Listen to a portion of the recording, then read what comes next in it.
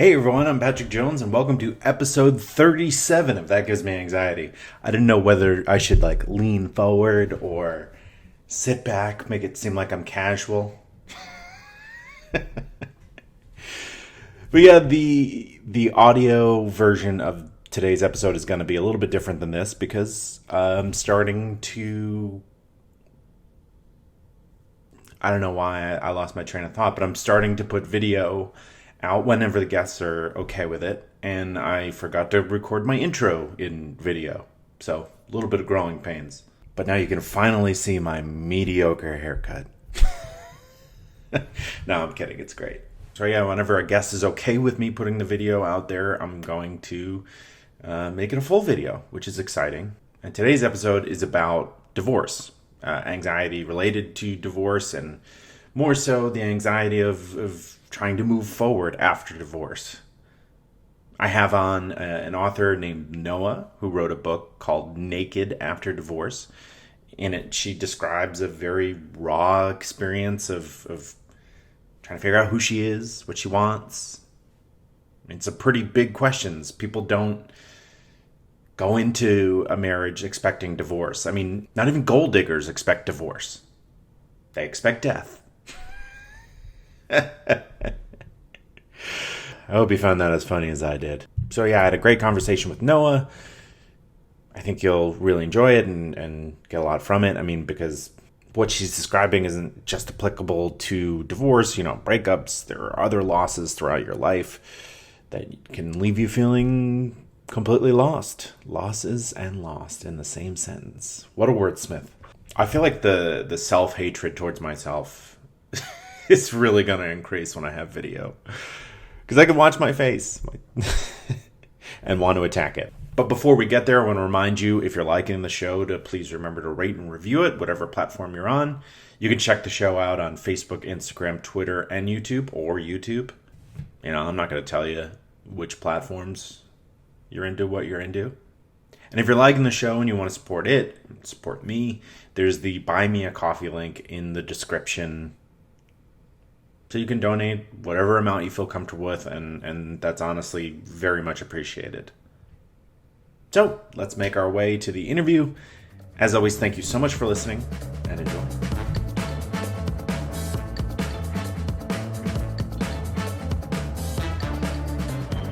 Joining me now on the podcast to talk about divorce is author Noah Glicksman, who wrote a book called Naked After Divorce, which is about sex, love, and intimacy after a 15-year monogamous relationship.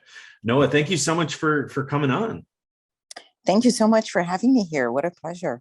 Yeah, very exciting. Certainly a touchy subject, right? A lot of people get nervous about talking about divorce. So I'm super appreciative of your ability to be open and honest because, a lot of people go through divorce. So we need to talk about it. Yes, absolutely. And not just the connotation that divorce has, I think a lot of people today don't even go to that step of signing the papers and making it official in front of a religion or a state. Mm-hmm. Me, divorce is any relationship that was meaningful. Mm-hmm. Just going through that separation from a person that was in your daily life for a while. Oh yeah, I mean, I've gone through breakups, and there's that immediate void where you're used to texting somebody or telling them about something funny or interesting that happened that day, and then that's not there. That leaves a hole in your life, and so yeah. It absolutely does. The two main challenges that people face after a breakup or a divorce are loneliness and self-doubt. And one feeds on the other. It's kind of the chicken and the egg. Mm-hmm. We're lonely and then we doubt ourselves and we end up getting into other relationships, sometimes right away, and sometimes not even romantic relationships, but there's a feeling of a certain compromise in the quality of the people we connect with and the activities people choose to do right after. Mm-hmm. And the loneliness doesn't go away. So that creates even more self-doubt. Right. Yeah. We've all seen friends that are like, what are they No, what are they doing? Who's this person that they're hanging around all of a sudden, right? And you can't reach them at that point. Out all, yeah, or the need to be out all the time so you don't feel the loneliness alone at home, and you went Mm, doing, certain, just certain activities that aren't the best use of your time or your energy. absolutely. Yeah. So being busy doesn't necessarily mean feeling less alone. I think most people actually feel very alone many times when they are in a room full of other people. Yeah. It's the number of people, but the connection we have with the people that makes us feel less alone. Very true. I used to live in New York City, and you can feel very alone despite being in a completely crowded environment. it's Yeah, it's a very sad. the big cities make us feel lonely, and small towns feel like a family. Right. Yeah. With the good, the bad, and the ugly. It each has, Yeah. but it's a known fact that most people feel that way. Very Yeah. interesting. Absolutely. Well, why don't we start by you introducing yourself a little bit and sharing a little bit of your story with the audience. Sure. So I am Marcia Noah Glicksman. I prefer being called Noah. I was born and raised in Brazil and have lived in so many places and have traveled quite a bit, working for fun, different reasons, to study abroad. And today I live in Mexico. Mhm. Got a little bit tired of the snow for some sunshine. And every day that I'm too hot, I just remember the snow and I'm grateful that I'm melting. Yeah. I am I am a mother of triplets. I am Wow. divorced, and I am the author of Naked After Divorce. Mhm.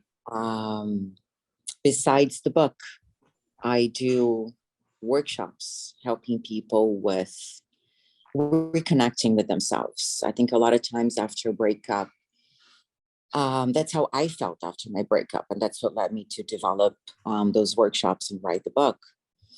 Like I said, it's loneliness and self doubt. Mhm. So a lot of the things I saw online were about forgetting him or getting him back or how to get a man to be crazy over you. Mhm. And that was just infuriating because I was like, this is not about him. This is about me. Right. And I How think do a you get lot of yourself people, back? yes, yes, the journey from we back to me. So kind of Mhm. rebuilding your life and filling the void you were talking about. Who do I message now? Who do I tell those things now? Who would I celebrate with? Who Mhm. can support me when I need it? Even company, like who's going to have dinner with me tonight or coffee tomorrow morning. And so there are tools about finding and connecting with yourself first, because I do believe that even though it's a huge cliche, it is a deep truth. It all starts with self love. So it's about anything from time management to how can you practice self love, how to stop self sabotage, Mhm. how to be more positive, how to understand how to create balance in your life and be that person that you love and is responsible for fulfilling your dreams. And I just love it because I needed it so bad when I was going through it and I couldn't find anything, that Yeah. today I feel very, on a personal level, very relieved that I'm far ahead in my journey and very honored that I get to help other people make their journey easier and sort of like accelerate the journey, because it is a journey. It's not a magic pill. I don't Yeah. believe in magic pills. I don't offer magic pills, but processes can be longer or shorter. And I Mhm. think that when we have a system and when we have support and accountability, the chances of succeeding are so much higher and accelerated. Yeah, absolutely. Well, that all is so wonderful. I mean, yeah, giving people the power to help themselves in that manner is such a beautiful gift to give someone. I'm curious.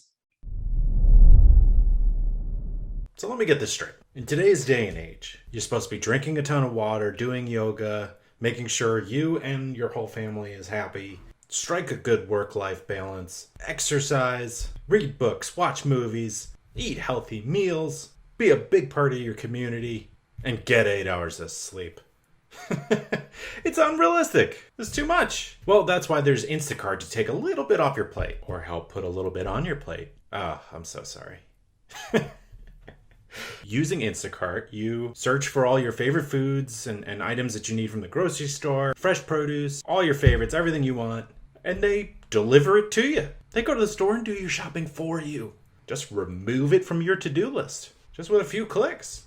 And you'll have your items delivered to your door in as fast as an hour. It's pretty quick. And through the link in the episode description, they're offering free delivery on your first order over $35.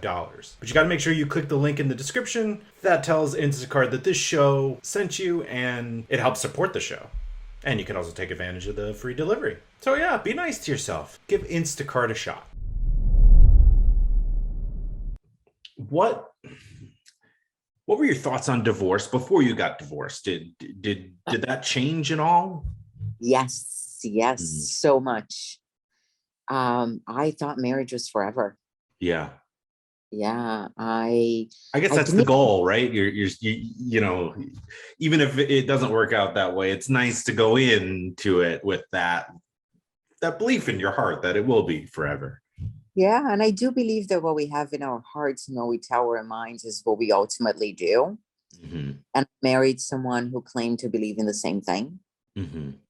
That, we are going to go through rough patches. We are going to have problems. We are going to face challenges. But as long as we keep in mind that we're together for the long run, like with that certainty that we can work anything out, Mm-hmm. even if we need to, have a couple of bad years or invest a big chunk of money in getting support. And all of a sudden that changed. That was very shocking to me. Mm-hmm. Very, very shocking.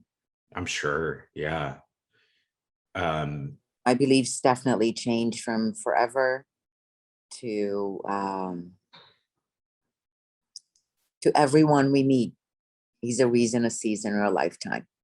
Hmm. And I think that pain really happens when we get confused. Right.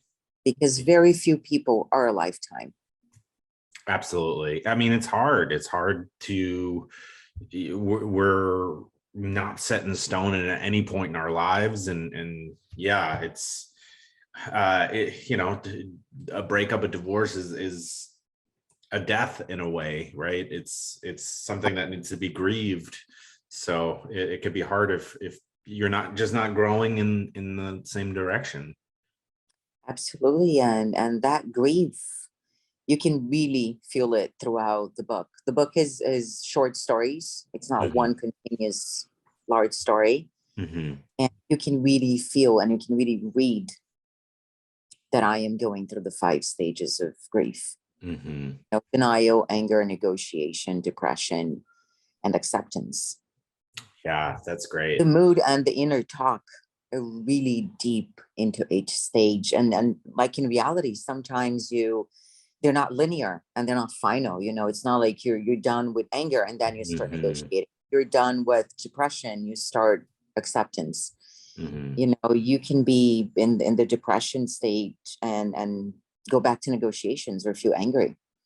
Or Right. you can be in the acceptance stage and still have some denial that you just found out and you need to work through. You can experience 5 in one day. Isn't that fun? That's a nice day, right? Oh, Just yeah, be no, bombarded. this is wonderful to write. Yeah. And it's wonderful when you kind of understand your emotions, you accept them and you Mm-hmm. understand, you work through them and you feel them and you heal through them. Yeah. That's when the Well, magic happens. yeah, absolutely. Paying attention to your emotions is extremely important. Yeah. I'm curious, and I just want to say if this is touchy in any way, shape, or form, push back. You don't have to answer anything that makes you uncomfortable. I'm just curious about your ex-husband and what may have changed. You mentioned something changed for him. Do you know what that is, or are you left not knowing? So first, I do appreciate you inviting me to stay in my comfort zone, but I do like answering all questions in one way or another. Mm-hmm. I didn't say he changed in the definition of marriage, in Mm. marriage. Okay. And I think it was a pretty mutual decision. Okay. Just like when you marry someone, there are different stages. You know, you date someone, you might move in together, you get engaged. I think it's the same thing with divorce, and Mhm. I wasn't aware of it. Mm. So I think through the stages, we both, when that decision was, before it was before it was a decision, when it was a suggestion, that we both were kind of pondering, you're like, okay, yes, it is a divorce. Mhm. I can't speak for him, but for me, it felt right. Mm. And I can't speak for him in any stage of the divorce because the communication was very poor from that moment on, and still is, unfortunately. But I can speak for myself. What changed was I got sick a few years back. Okay. The doctors couldn't really diagnose what I had. And I started just researching after being poked and, going through invasive tests and sort of different things. At this point, I had been diagnosed with silent reflux, and I had 5 septic ulcers. My left lung was damaged, my throat, my esophagus. I had a hernia. It was My just bad. goodness. Yeah, it was just so misdiagnosed for so long. Yeah. Um, and I started really researching and doing different courses and getting my certification as a coach. And of course, I healed through the process. And I started helping people heal from chronic disease. And through that whole process that I went myself, I had to question a lot of what was going through my mind, understanding how psychosomatic diseases work and Mm. how much, our brains and our guts are connected, and just understanding limiting beliefs, Mhm. or but what beliefs are at all, and how we come to be so attached to them, and how that influences our identity and our behavior. And one of the amazing things that I discover is how toxic our relationship was. Okay. It was not a healthy relationship. It was not a loving relationship. It was not a relationship I wanted to be part of. And I would like to think that I take as much responsibility as the responsibility I would like him to take. Mhm. But unfortunately, he was not willing to work on creating a different kind of relationship. Okay. Yeah. And that's what happened. So it wasn't as growing in different directions. It was more of a solo awakening, Okay. followed by a wish to respect that marriage is forever. And, it's Mhm. okay. I change, you change, we change. We had moved countries together. We had created different careers together. We had worked together. So I felt like this was just going to be another process that we were going to do together. Mhm. And because of the unwillingness, I understood that I don't have a full partner. Right. It's not the full partnership that I want to be part of. And there was no way I was going to stay in a relationship like that, in the relationship we had created. Well, that's amazing for you to take care of yourself in that manner, to not only check in with yourself and come to this realization, but also act on it, right? Yeah. So I think it was all part of one big recovery of mind, body, soul, and understanding that they can be separated, that Mhm. one influences the other. So in my case, it started physically because I got physically ill. I mean, my body was just giving me so many signals that something was wrong. Mhm. Like a kid, they would ask for something, and then they'll raise their voice, and then they'll start, touching your shoulder, and then they'll scream Yeah. and throw themselves on the floor.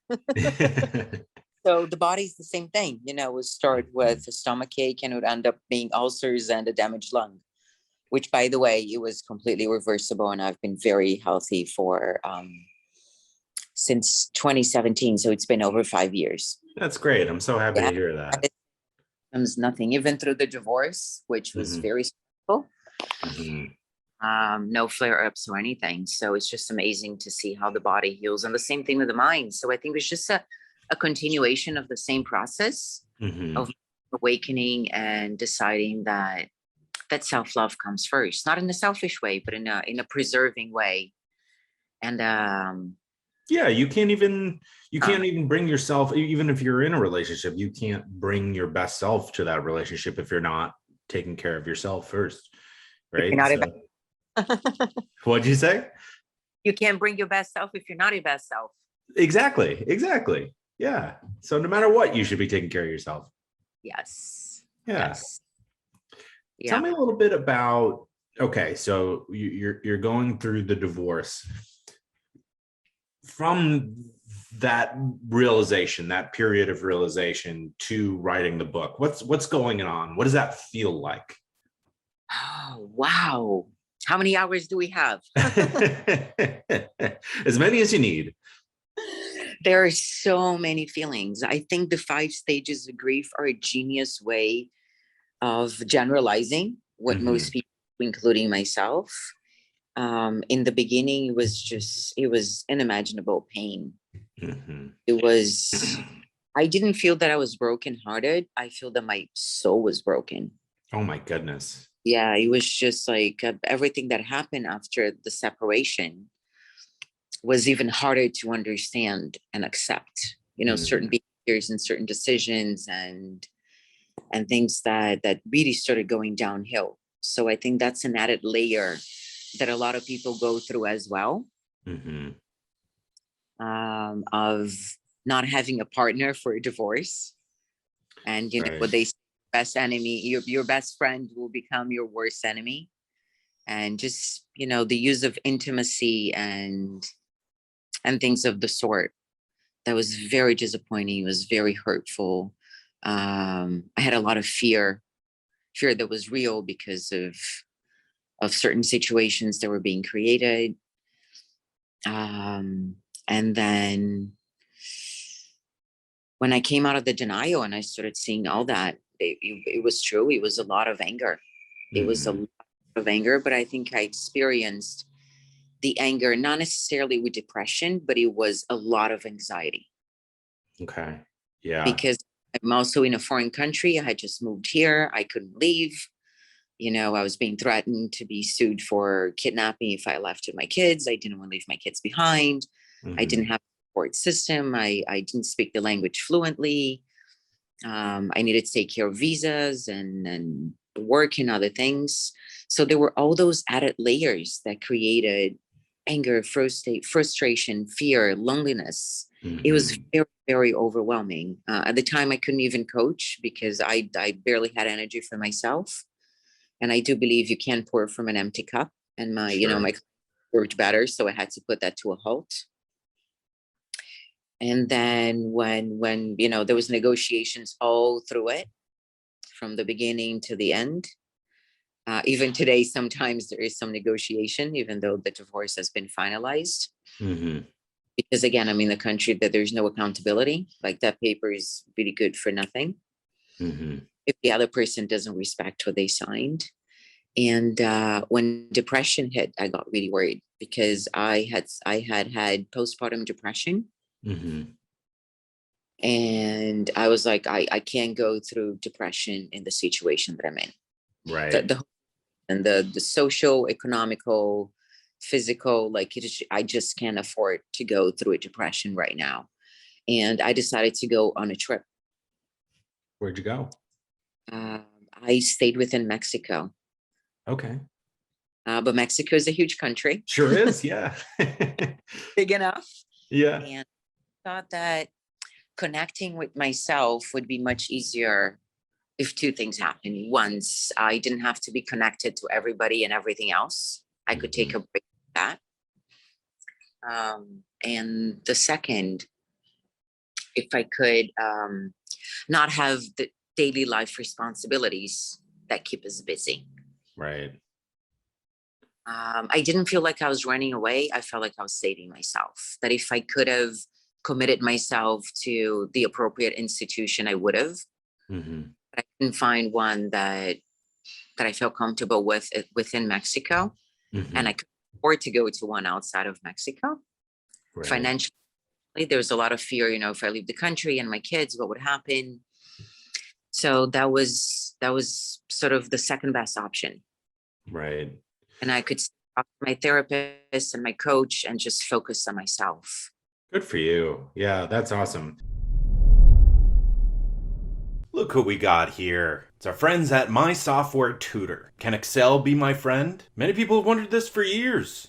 The answer is yes, it can. Excel doesn't have to be like the friend that your mom makes you hang out with in elementary school. It's weird. It's always stuff with boogers, right? What's wrong? What's up? Why is that kid always eating boogers? Their house always had the best snacks, too. And there he is. Boogers. Well, Excel doesn't have to be like that weird kid. Unless you were that weird kid. Were you? Be honest. You know. I'm not actually asking. I can't hear your response, but you know. And it's okay if you were. You know, just take it easy with the boogers. Just talking about boogers to get ad read.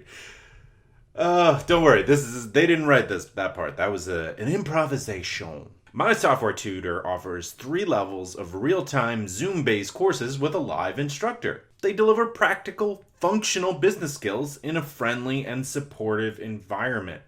It can be daunting, right? You need that supporting environment to learn Excel. There's no stupid questions. It could be really difficult. And as we know, when we talk about it on this podcast all the time, it could be really daunting to learn something new and put yourself out there. So think of this as like a kindergarten for learning something new and helping your job prospects. Or be better at the job you already have. Get that raise, get that whatever, take pictures of it for Instagram. Yeah, that'll be cool. Keeping it as vague as possible so that you can input your own. Just making a mad lib of your own desires. These courses will increase your marketability, whether you're an employee, job seeker, consultant, or contractor. Register at mysoftwaretutor.com and use the promo code POD20 to save 20% off all registrations. Thank you so much to My Software Tutor. Yeah, guys, take advantage of that 20% off and confidently list Excel on your resume. I'm curious, on top of this trip, you're going through this dark period. Yeah. What seems to be helpful, right? There's someone who's likely listening to this that is going through what you were going through. What was helpful for you? Well, I wish I had a support group, like Yeah. a real support group of people that are going through the different stages, not so we can compare and despair, Mhm. but that we could have gotten ideas or learned tools to accelerate the healing or to feel less alone, sort of a roadmap or a blueprint. And that's why I created it, because I was like, this would have been so helpful. Mhm. And, life goes on and most people are busy, Right. not pick up everything and go on a trip and heal themselves. And I don't know if I would have chosen this if I had the support that I needed. So I think the support, like I said, if it comes with a system Mhm. and with accountability, it's even better. Oh, Because you yeah. not just, adult learning is very different than children learning. We need to apply what we learn. And that's where the accountability comes in. And, like the system would tell you, what do you learn this week? What are you experiencing? Tools to get over it. The support of other people around you, even the celebration. We were saying, the loneliness sometimes is not just when you're upset. To me, it hits harder when it's celebrating something. Mhm. Yeah, you So want to reach out. You want to tell the world or tell everybody. Yeah. and learning how to celebrate everything, because Mhm. your mind just will go through the pain, will go through the suffering. That's inevitable. But there's so many ways to just rewire the brain to think a little differently and let that grow until it's an exponential growth that you can literally watch your breakthroughs and understand when you've had another one. Which is great because you see your progress, right? If you're running a race, and you do a lap, you realize looking back, oh, I did a lap, right? It's nice to recognize the milestone.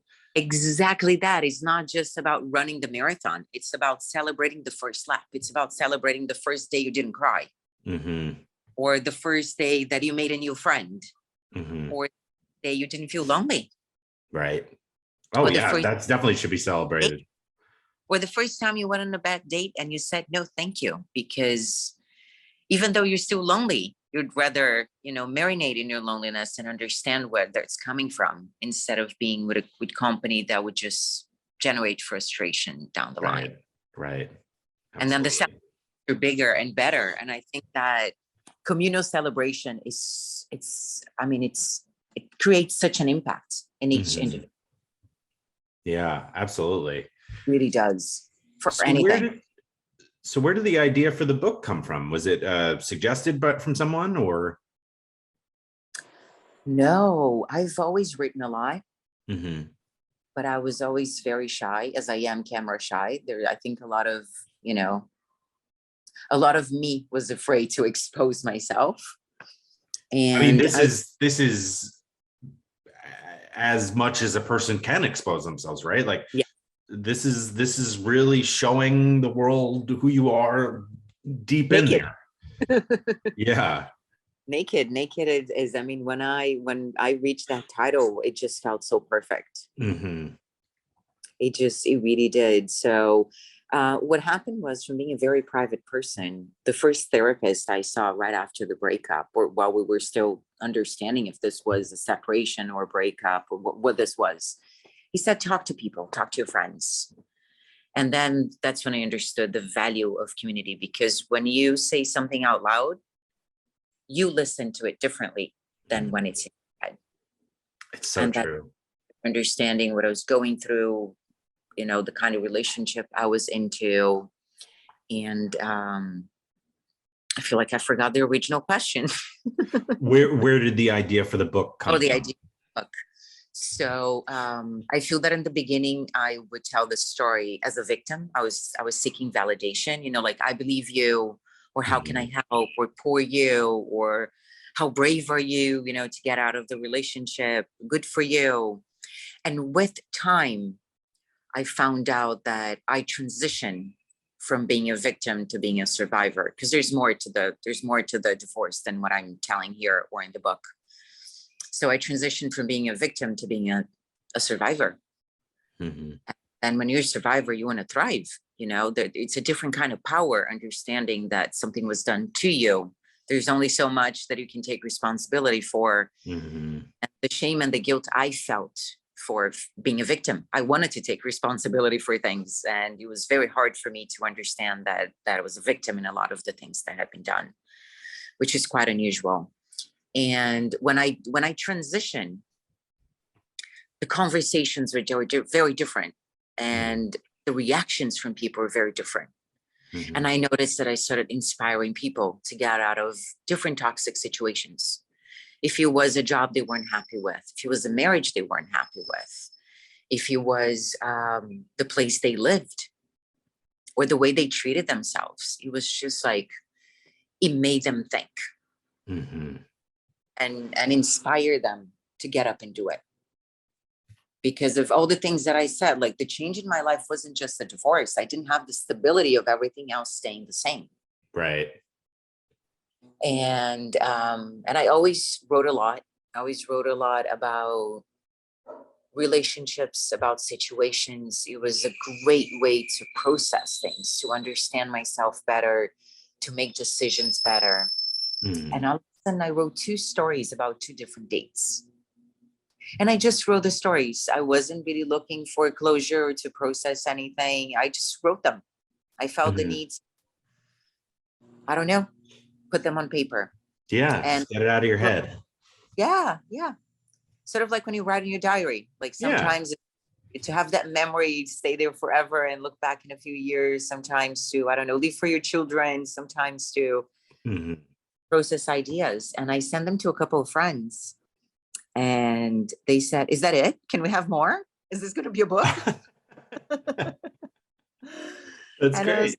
I didn't think of it. And they were like, write the book. We want more stories. And it's funny because they were close friends. So they had heard those stories. It wasn't the Hmm. first time hearing about them. And they're like, we love hearing your stories and you're a great storyteller. But we are very surprised to find out that you're even better writer. Like, there's a different kind of spice and depth to how you Hmm. write. And I literally vomited the book.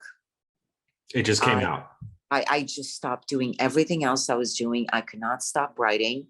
Some days I would look to my watch and it was like 3 a.m. and I was still excited and writing and editing and reading it again and sending it to friends for feedback. Wow. I'm so happy for you, but I'm also picturing people who are stuck writing right now, just like angry and jealous about how it just came out of you that way. I mean, that's so unusual. That's awesome that it just flowed out of you like that. It is. It did. But the book also really changed. I mean, the stories that I wrote in the beginning were of a more sexual nature. Mm-hmm. And it was weird for me that my friends got so excited when they read them. And I was like, I don't think I want, that level of voyeurism or living Yeah. vicariously through me. So I started thinking, what would be the point of releasing a book like that, of publishing a book like that? Mm-hmm. And I started asking them. There were 6 of them, ranging from the age of 25 to 51. No, Mm-hmm. 53. Some of them had gone through a breakup of their first relationship. Another one was a widow Mm-hmm. for 15 years. Others were divorced. One was remarried. So they were really, and they were from different countries too. So it was a very small and diverse research. But I started asking them, I was like, why did you like the story so much? Mm-hmm. Because I Why don't did see it? it exposing myself and my life and my feelings and my sexuality, if I don't understand the point. Was it just entertainment? And Mm-hmm. they were very honest and they said, no, it was enlightening to see how relatable it was. Hey, I mean, Go into my inner thoughts. So to some of them, feeling that it was relatable, give comfort that they didn't feel like that alone. Going back to the loneliness, mm-hmm. sometimes I'm the only person who's feeling that way. And they were all like, I felt this way the first time I kissed someone. I felt this way the first time I was intimate with someone. I felt like this with my body when I was going to be literally naked in front of someone. Mm-hmm. And the more I wrote, the more I shared with people. And then I started sharing with men as well. Mm-hmm. And it was really interesting to see that they found it relatable as well. That they were like, I had those insecurities when I was about to be naked in front of someone after 10 years. The 25-year-old year body, it's not the same as a 35-year-old body. Of course. Yeah. In my was 26 to 42 and having triplets. It's a big difference. It's Of it's a big, course. and as much as I was always very self-confident, there are a lot of questions that go through our minds, and also the questions of, why am I going to be with someone? Do I want a date? Do I want a one night stand? Do I want something casual? Like, Mm-hmm. be intrigued about what the experience will do for you. Am I Mm-hmm. doing this because I'm lonely? Am I doing this because I'm curious? Mm-hmm. In my case, the first story, I decided to meet up with someone that was obvious that was going to be just sex and casual and a one-time thing. Mm-hmm. Not to happened, but I felt like I had a choice. It was my first anniversary since the separation, Mm-hmm. and I was like, I can either have a pity party, or I can have an idle passion with a really hot young guy. Yep. With those options. Oh, it's the reasons to choosing that. It's the Mm-hmm. reason of choosing that person. It's the expectations I had, what was going through my mind, the decision I made. How did I go? What happened through the experience? Mm-hmm. What happened after the experience? And each story tells a tale that is completely different from the other, but you clearly see my confidence coming back. Yeah, that's great. Yeah, it was really cool to read the book when it was done. Mm-hmm. And I was one of my greatest and most amazing breakthroughs. When I read my own story with biased but fresh eyes, Mm-hmm. and I was like, wow, I went through all that. Mm-hmm. I went through a lot more, but I chose to write the book from that specific perspective of sex, love, and intimacy. Mm-hmm. From that very narrow perspective, it was fascinating. Mm-hmm. And huge celebration of, the woman in the first story to the woman in the last story. Isn't that great? It's like looking at pictures after going on a trip, right? It's like, here I was at this point, here I was at that point. And it's interesting to hear you describe it as a different person almost. I mean, it probably feels that way. I feel that it's sort of looking, all those before and after pictures. Mm-hmm. My program, this is what it looked like now. This is Yeah. the first, I don't know if it's the first time, but I haven't seen something like this. That is the during. I don't show the A and then the Z. Mm-hmm. It's a naked testimony of what A is, and then how do you go to B? How do you go to C? How do you go through each stage? And the book doesn't get all the way to Z. I'm still alive. I'm not done. Yeah. So 13 chapters. I don't know what the 13th letter is, but it's where I was when I finished writing the book. I've been able to make some more progress, since as well. Mm-hmm. But I think that's what makes it interesting. Absolutely. And there is no finish line. I mean, right.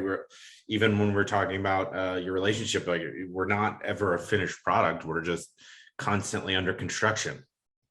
Yeah. Yeah, absolutely. It's not the journey of looking for a new partner, or healing from partner. It is mixed in there, of course, but it's about finding me, and it's about the during. What happens?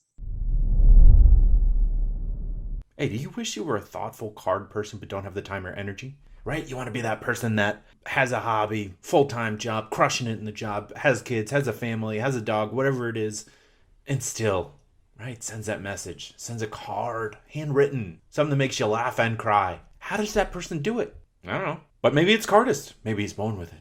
Maybe it's Cardist. The Cardist Studio is your personal assistant. That's how you get it done, right? Somebody helps you out with it. That's okay. The end result is still the end result. You're thinking, oh, should I send them a card? That's it. From there, you just jump onto thecardiststudio.com and tell them exactly what just popped in your head. Your thoughtfulness. The Cardist Studio will get your personalized message handwritten into the card and in the mail for you. You're busy. You're doing a lot of other things. It's not like they're going to tell on you. And the person's going to be thrilled. I've gotten one of these and it filled my heart with joy. Even better, it's fast, it's custom, and it's a total life changer. Hey, you're a thoughtful card person now. Look at you. New achievement unlocked. Just go to thecardiststudio.com and you can even use the promo code AnxietyPod for 10% off all orders. So a lot of the stories in the book are related to sex, love, and intimacy. I'm curious, for someone who's gone through a divorce and is now ready to get back out there, some of the anxiety that you're describing people are having, is there anything that they should know, or is it more about checking in with yourself and being ready and open and making sure that you're ready and open before entering back? I mean, anxiety in that sense is going to exist, right? It's just the nature of being with one partner for an extended period of time and now putting yourself back out there. But is there anything that you would offer to someone who's in that situation? Absolutely. I'm honored. Define what you want. Mm-hmm. It's about what you want. Mm-hmm. And understanding two major things. Once you can change your mind, Mm-hmm. for time. Right. You can decide this time is just going to be casual sex. I'm going to go out hunting, go home with someone and forget all about them tomorrow morning. And the Right. next time, nope, that didn't work for me. I want a relationship. Or it could be the total opposite. Mm-hmm. I want a relationship, and you end up, going out with someone and you're like, nope, I'm not ready to get emotionally involved to that extent. Mm-hmm. Of course, there are a lot of other definitions. Those are not the only two options. Right. And I think it's really fundamental. And I think it's the most valuable thing I can say right now is understanding that incompatibility is not rejection. Right. So once you define what you want and you go out with someone and you're clearly not compatible, let it go. You're not rejecting them. They're not rejecting you. Do it respectfully. I don't understand the whole culture of, ghosting or, all those things. Mm-hmm. Just respectfully. I remember sometimes I would ask people on Tinder, I live in a tourist town. Are you visiting or you live here? And there's some just visiting. And I'll be like, oh, have a great time. This is not what I'm looking for. Hope you do find what you're looking for. And, enjoy Mexico. Right. And people would just unmatch or they would not reply. And a lot of people are like, that is so kind Yeah. that you match or disappear. I really appreciate you. Like now I really want to meet you. And I was like, thank you. It's still not what I'm looking for. Yeah. Have a great time. I know I'm great. I am great, Yeah. Thank you. But you're right. I think things overall, right? No matter where a relationship is, whether you're coming off a divorce or you're a kid or whatever you are, right? Like I think having the ability to communicate, knowing what you want and communicating that, right? Like I feel like a lot of people don't communicate what they want, and then that is really where people end up getting hurt or So misled. because expect someone to respect your boundaries if you haven't even defined themselves, Hmm. if you haven't even just defined them yourself and respected them yourself, Right.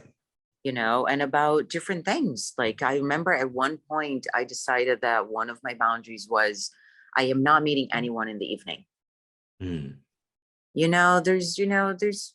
There's drinking and people get more touchy and different expectations, and I wasn't looking for casual sex. And I started suggesting as first dates to go and see a sunrise at the beach. That's a great first date. And that was a great first date because I got to know so much about the person even before I Hmm. met, you Hmm. know. I mean, waking up that early and, what time they need to be at work, how available they are. Because sometimes people would say, I work nights and then it didn't happen to me, but I'm imagining they could say, I work nights. I can only meet after 11 in the morning, or, I work late, or I'm not a morning person. You get to know so much when Hmm. you get original, when you set those boundaries of, I know this is it's really going to be a date getting to know that person. Right. And the things you can do that early besides the sunrise. Hmm. Where I live, there, yoga classes. There, you can do other things on the beach. You can go for juice. You can go for coffee. You can have breakfast. You can make that date as short as you and as long as you like, Hmm. without having that pressure of getting sexual or Right. getting intimate, which I think is a fear for a lot of people as well. Yeah. Right. There's a lot of that anxiety being on a date, being like, all right, what do they want? Is this like, what are they thinking? Right. It's just, if you completely take that off the table, that could give you room to get to know them. And sometimes you don't know what you want. You're going on those first dates just to like dip your feet in the water, Hmm. just to understand how you dating someone. Hmm. So going back to the beginning of my answer, define what you want first. Right. Be open-minded and be open-hearted. You never know, but understand what it is. What is your goal going out with this person? Absolutely. Yeah. What is it Well, going to do? yeah. Healing and your recovery and you moving forward and reaching acceptance. Right. Which is hey, that's talk about a finish line. Reaching acceptance is certainly a finish line. Yes. Um, I'm curious about, people are going to have to read the book in order to get all of the advice and get your roadmap that you've laid out. But do you have an No. example? Oh, Stop you. oh, Sorry to okay. stop you. Great. It is not a self-help book. Okay. It's a memoir. It's written in Okay. the first person, and it is really just my naked testimony of what happened to me. Hmm. A introduction that you can use it as inspiration, you can use it as a guide, you can use it as validation. You choose how you're going to use that book. My purpose is to help in different ways, Hmm. but not a self-help book with, tips or exercises or tools in any way. Okay. Okay. Those are for the workshops, and the Okay. work done either in person where I live, or if anyone wants to fly me anywhere else, that is negotiable too, uh, or online. And it's either individually, or you Hmm. can have a group of friends on Zoom or, wherever you are. Very flexible on how they're delivered. The content is not as flexible because I do believe in what I'm sharing. but Okay. this is flexible. So there are two different things. Okay, good. Yeah, thank you for clarifying. So then someone comes to you for a workshop. Is it typically someone who's going through a breakup or a divorce, or what do the workshops normally look like? No, they're not necessarily linked to Mhm. someone going through a breakup or divorce. I think they're life tools that we should be taught in elementary school, Mhm. honestly. Sure. Just skills of understanding that you can't control your emotions, and neither should you want to, but Mhm. you have a kind of influence not only on how you feel your emotions, but what you do with them and how Right. they serve. So, as I was mentioning, some of the examples are how to practice self love as a habit. Like, you Mhm. don't need to take a whole day and go to the spa, you know? I mean, that's Uh, pretty fun, but yeah, not everyone has it. love it. Yeah. And self love is so many different things. Mhm. There is one about being more positive through finding balance. Mhm. So it's understanding how things, but a different perspective of what balance is and how naturally makes us more positive. Mhm. There's one on how to avoid self sabotage. So it's understanding what self sabotage is, the three main factors that make us self sabotage, how to reach forgiveness for all the self sabotage we've practiced until that day, and Mhm. then how to avoid it. There is one even on time management. We're in a culture of busy, busy, busy, as if it was a medal of honor. And in my opinion, it isn't. You should have time to do everything you need and everything you want, including naps, including fun with your friends, including quality time with your family, or just with yourself. So it's really showing a system how you can reach that Wow, within, that's incredibly helpful. Who doesn't like, want help with time management? what? I said that sounds incredibly helpful. I mean, who doesn't want to manage their time better? I mean, geez, Yeah, that's I don't great. have lists. Yeah. I'm not behind on anything. I don't know what I'm doing tomorrow because it's all already figured out and worked out. Like, I have a system that I don't need to remember anything. Mm. It's all scheduled. It has the alarms. It's a puzzle that it's already put together. And it just, That's what a dream.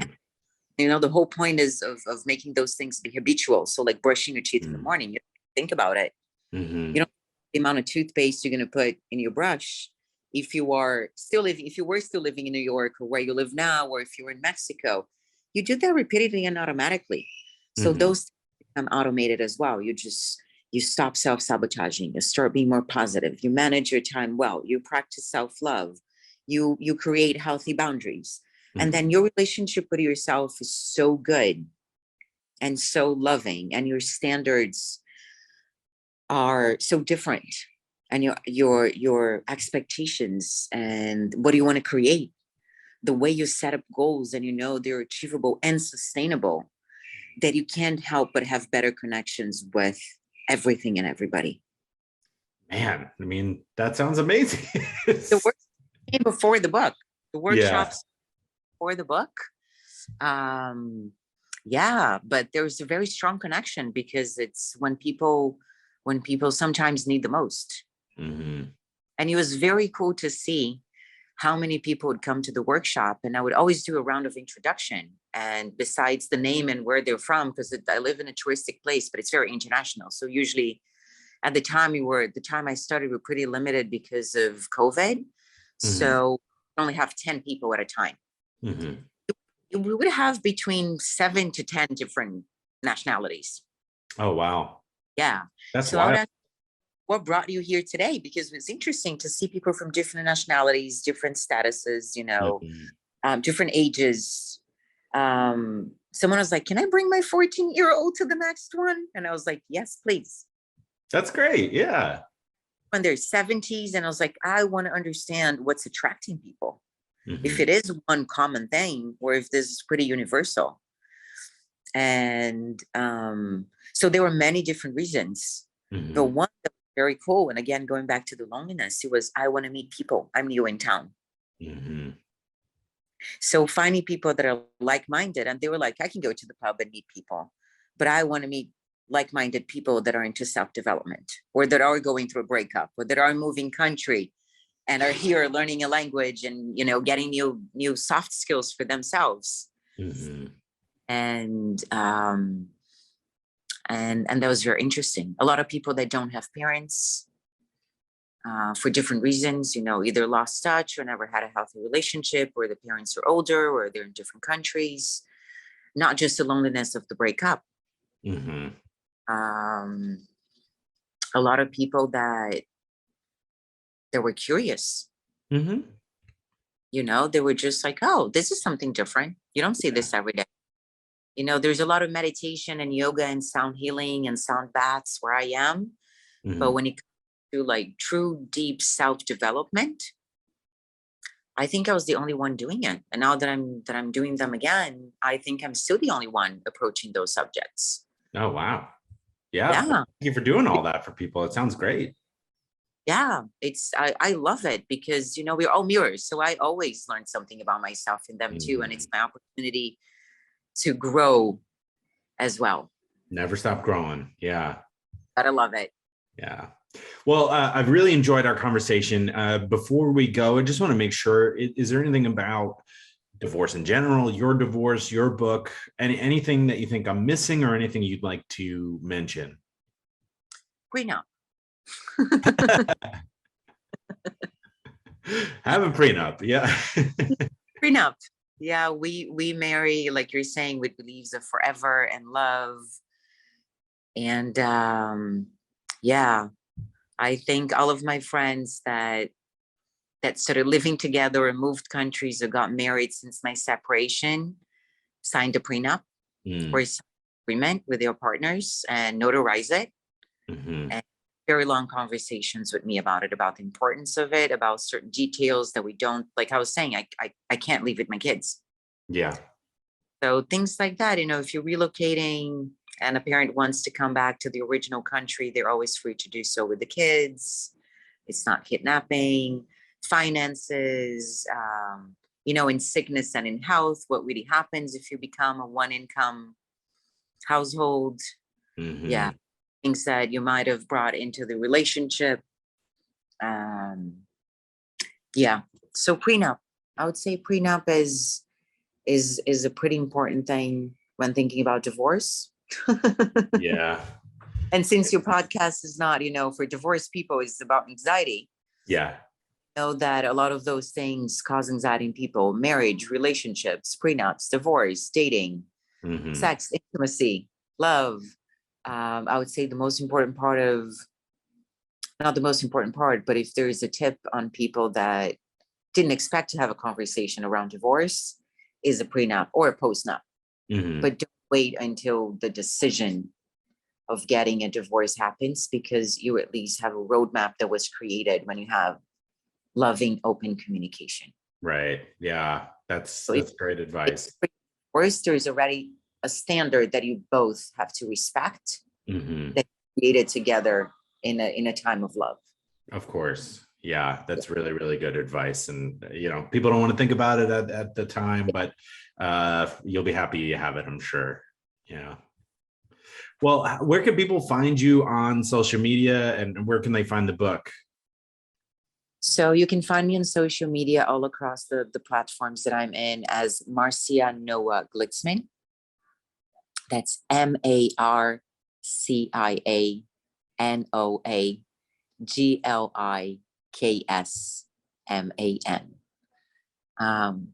Don't have another name like my name. Yep. Keeping it. They can probably find through your page as well, and where they see the information about this episode of your podcast. And the website at the moment is the same name as the book, Naked After Divorce. And do I have a second to share with everybody something cool about the website? Of course. So the website at the moment, you can read the introduction and the first story of the book. Mm. It's just out in the open. You can go in there, you're going to see that, you can subscribe and immediately read it. And when I first released it, I had oh my God, an overwhelming reaction, like just an overwhelming number of people reading and reaching out. Mm-hmm. So I put some of the reviews that I got for the introduction and the first chapter there as well. Nice.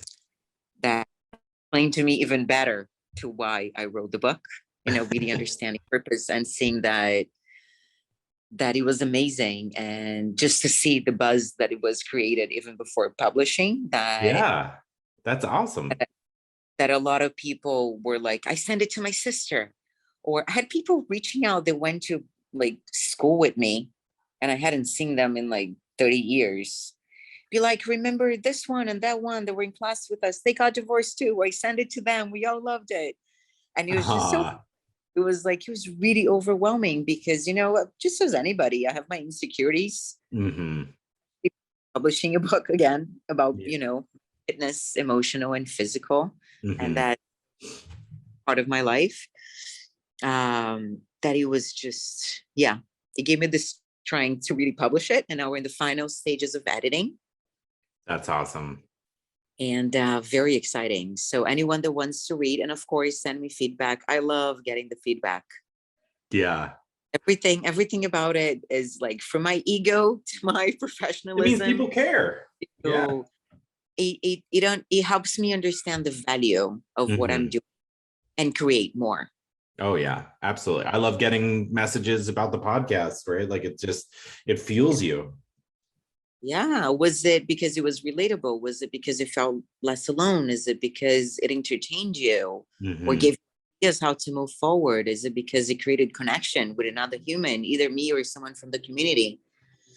Mm-hmm. It's just, yeah, it's just like I'm still jumping up and down every time I hear from someone that read the book. That's awesome. Yeah. Well, I'm so happy for you. Thank you for putting this out in the world. It's certainly something that can help a lot of people. And thank you so much for your time. Thank you. Pleasure spending time with you and everybody listening. Thank you so much. Of course. Thank you so much to Noah. It's must be so much to go through divorce. We need people like Noah that share their stories so that other people can read them, talk to them, however they're getting that information. And it's usually when one person is expressing something, other people do feel the same way. Before I get to the weird thing that was causing me anxiety this week, I want to remind you of my other podcast called Death Space Filling the Void. Get it wherever you get your podcasts or at deathspacepodcast.com.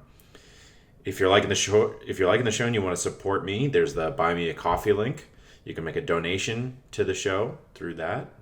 Anything would be super appreciated. You can also take advantage of the Instacart link in the description. If you sign up for Instacart that way, it tells Instacart that this show sent you, which also helps support the show, and you get your groceries delivered. Then there's my Software Tutor with the promo code POD20 for 20% off. And the Carta Studio with the promo code AnxietyPod for 10% off. Okay, so weird thing causing me anxiety this week. Jamie wanted some light fixtures to be put on dimmers. No problem. Mr. Fix-It, armed with YouTube and a self-confidence that isn't quite earned. I don't know how to describe. But yeah, I guess it's a fairly simple thing. But you're attaching wires. I had to remove the switch that was there, attach wires, following the directions, then go over to our second location because it also controlled the light that I was trying to put on a dimmer. Move those, unplug that, and twist some wires together and all that craziness. It made me so nervous. But I guess this one is pretty valid, right? It's like electric. But the one funny thing is, when I had the breaker turned off, of course, but I was nervous that I had gotten the wrong one, and so I checked maybe 18,000 times.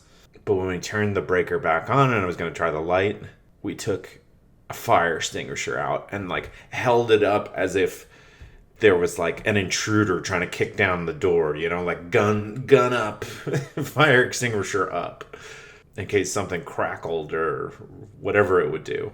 But guess what? I did it. And my reward is that I basically get to do it now for every light fixture in the house.